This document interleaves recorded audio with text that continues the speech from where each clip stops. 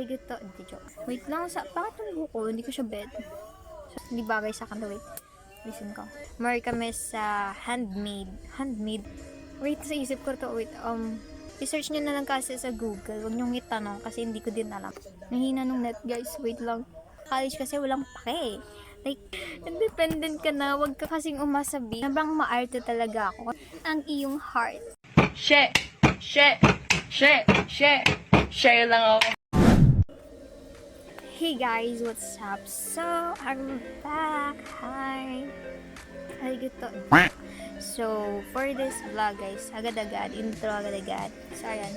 Hi guys, what's up? It's your girl, Ashi. So, ayan nga, for this vlog is sasagutin ko na yung mga tanong nyo sa last or latest post ko sa my page ko, which is yung mga tanong nyo about sa first year college journey ko. Kasi wala akong ma-content na. So, yeah. So, now we're going to start answering those questions and yeah. So, una nating sasagutan yung sa page ko so that mabalik ko yung account ko. I mean, yung account ko sa Facebook dito sa desktop. So, yun guys. Wala na tayong intro. Kasi gusto ko din ng mabilising vlog ngayon. Kasi lagi tayong nakaka 20 plus minutes. Tamang dami ko talagang sinasabi. Ayun na nga. Without any further ado guys, let's start. So, dito sabi, what are the struggles in your first year in ESATU? Oh, by the way guys, forget about this. Or never mind about this one. Basta wag nyo na lang pansinin yung sugat sa kamay ko kasi this was accidentally happened. Ayun nga. So, yun yung first question. What are the struggles in your first year in ESATU? Obviously, mostly, na struggles naman ng mga first year sa college is, wait, sa isip ko to, wait, first struggle ng mga freshmen talaga every year is the adjustment.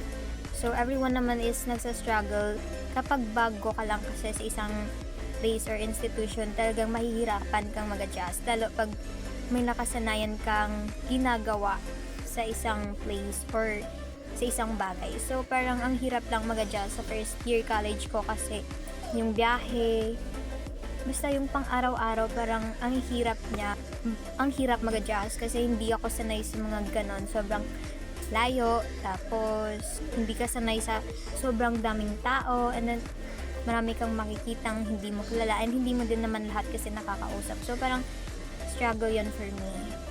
For the second question from Maria Francine Bulawan Moralde, what is my course daw? So, anong course ko?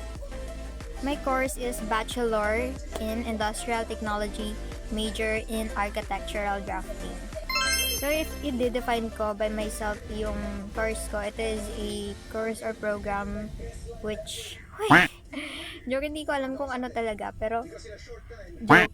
Ayun, so yung course ko kasi more on manuals. May mga din siya. Gumagamit din kami ng mga computer-aided stuffs. Pero more kami sa handmade. I mean, technical. Ayun, so ayun, parang important kasi nun na parang dapat marunong kami sa technical stuff. Hindi bagay sa akin. Wait, listen ko. So ayun, dun nagpo-focus yung course namin sa technical na gawain, like yung pagdodrawing manual pala, manually, hindi siya technical guys, but manually. So ayun, dun kami nakafocus sa mga gawain, and also we're like architects na nagdodrawing lang, pero draftsman kami. So yeah, yun. I-search nyo na lang kasi sa Google, huwag nyong itanong kasi hindi ko din alam. Basta yun yung course na tinatake ko ngayon. Next, alright, so next question from hi James. So yan yung tanong ni James. Give some helpful tips for incoming first year students. So actually guys, yung sagot ko sa tanong niya, siguro pwede kong i-refer yung vlog ko dati na parang tips and stuffs about for incoming STEM student. Kasi kung ano yung linagay ko doon. Parang for general na din naman na strand yun. And also here sa college, super need din yung mga inilagay ko doon. Parang pareho lang din kung tatanungin ulit ako. Pero magbibigay lang ako ng highlights. Kasi may copy pa rin naman ako ng mga sinabi ko doon. So, siguro, tips ko is, tips ba to? Tips to. So, yun. Yung tips na nilagay ko dito kasi dati, time management, maging attentive, and dapat laging nagpa-participate, magpasa on time, and huwag mag-procrastinate. Kasi, sobrang lugi ka nun pag nangyari yun. Wait lang, hindi ko siya bet. So, yun. Next naman, syempre mag-study ka din kasi sobrang necessary nun and helpful para sa'yo. Also, focus ka sa goal mo, which is maging din lister kasi everyone naman gusto nun. Huwag niyo na ako tanongin sa first sem. Joke. So, next, don't stress yourself. Magpahinga. Magtanong pag may kailangan or may mga questions ka na nagbabother or making you bother. So, yun.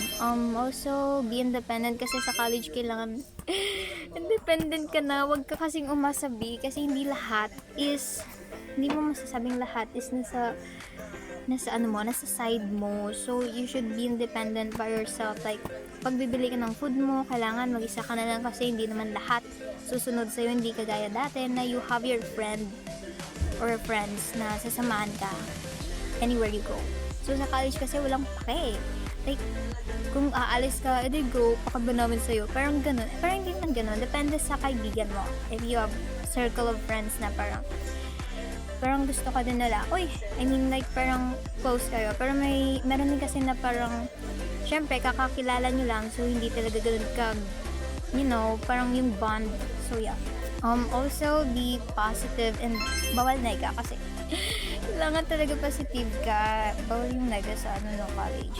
I-enjoy nyo lang din yung pag-aaral nyo, guys. Learn to communicate, lalo pag may mga gawain kayo. And cooperation. Yeah, communication is a key, but also cooperation is a must. Ay, ano yun? The joke. Paano ba po? Alright. So, confidence, guys, for oral.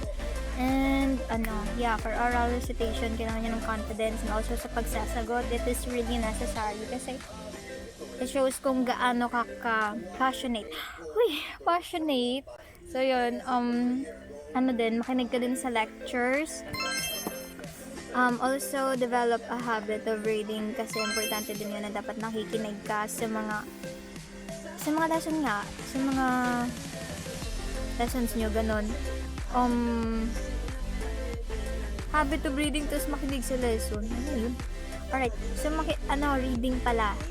Pumunta ka ng library, guys. So, sobrang good na nun kasi sa library, lalo sa mga university is complete naman yung mga books doon. So, it's up to you kung gusto mo or not.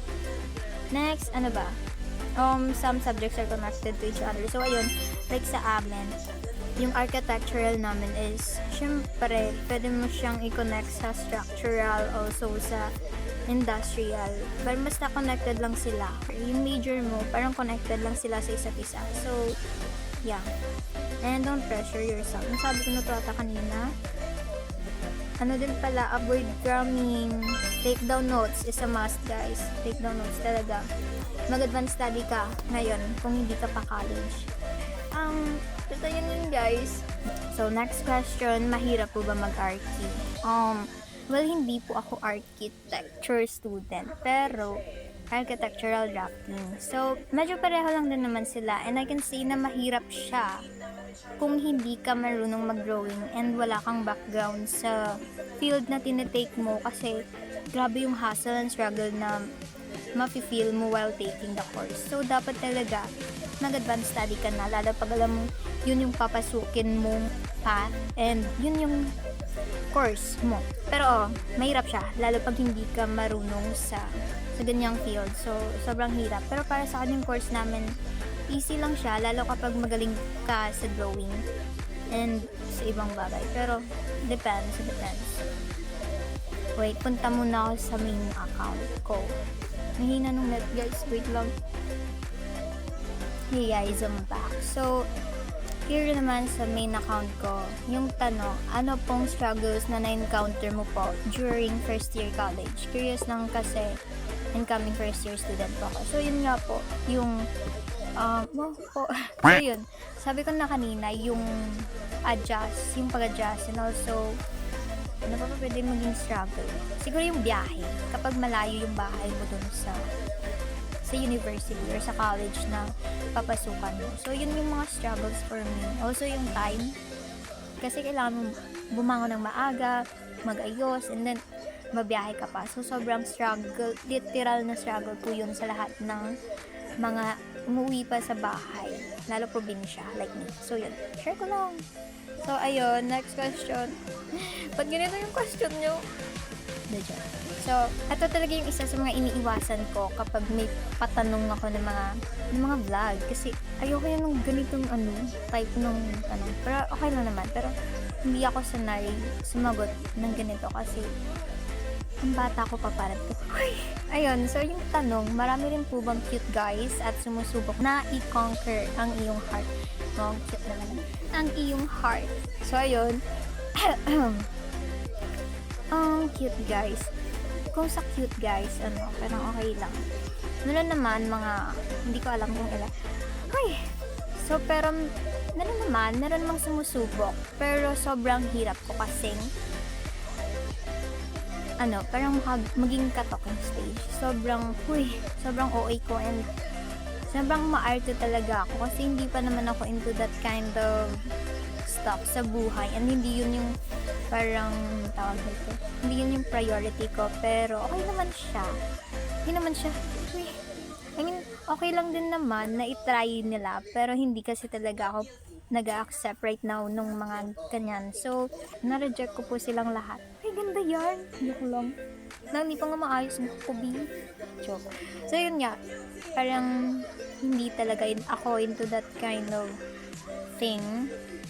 So, parang hindi talaga.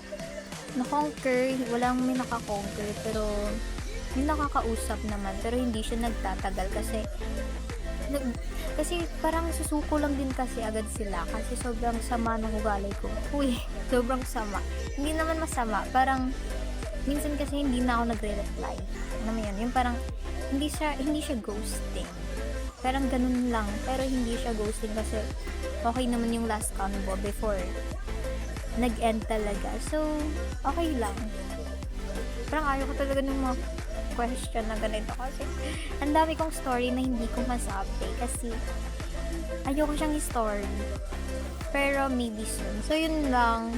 Yun ang mga tanong kasi hindi kayo nagko-comment but yeah, thank you for questioning me for giving some question guys. So, yun, mag-scroll muna ako. So, yun lang guys. I hope na nag-enjoy kayo and may natutunan kayo after all kasi hindi din naman ako nag-expect na may matutunan kayo. Doon lang siguro sa mga struggles and stuffs and also sa mga tips pero sa ibang bagay parang walang kwenta yung sagot ko. So guys, see you on my next vlog. Sa next vlog ko I'll show you my tawag dito, yung mga art mats namin sa course ko right now. So, yun lang guys. See you in my next vlog. Bye! Oh, by the way, don't forget to subscribe to my YouTube channel guys. Bye-bye!